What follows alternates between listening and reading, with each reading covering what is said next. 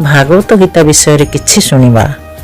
ଅର୍ଜୁନ ଭଗବାନଙ୍କ ସାଥିରେ ସଖା ଭାବରେ ସମ୍ବନ୍ଧିତ ହୋଇଥିଲେ।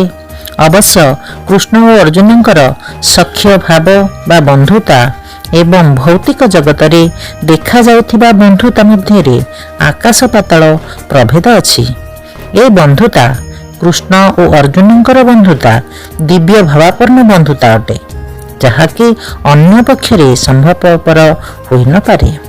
ଅବଶ୍ୟ ପ୍ରତ୍ୟେକଙ୍କର ଭଗବାନଙ୍କ ସହିତ ଏକ ନିର୍ଦ୍ଦିଷ୍ଟ ସମ୍ପର୍କ ଅଛି ଏବଂ ସେ ସମ୍ପର୍କ ଭକ୍ତି ଯୋଗର ପୂର୍ଣ୍ଣତା ଉପରେ ନିର୍ଭର କରେ ଏବଂ ସେହି ସ୍ତରରେ ତାହା ବ୍ୟକ୍ତିଠାରେ ଉଦ୍ରେକ ହୁଏ।